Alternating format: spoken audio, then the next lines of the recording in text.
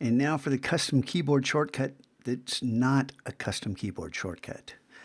You know that Command-N brings up the new document dialog box. Did you know that Shift-Command-N brings up the new layer dialog box where we can name this, something very clever, hit return, and we have a new layer. However, if you want to bypass that and just add a new layer, Shift, Option, Command-N. The option bypasses the dialog box.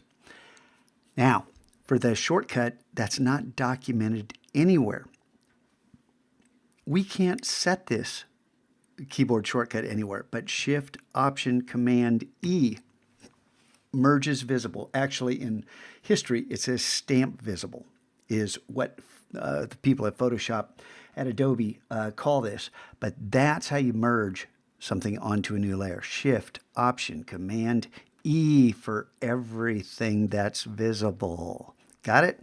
Practice that one because I use that all the time, and so will you.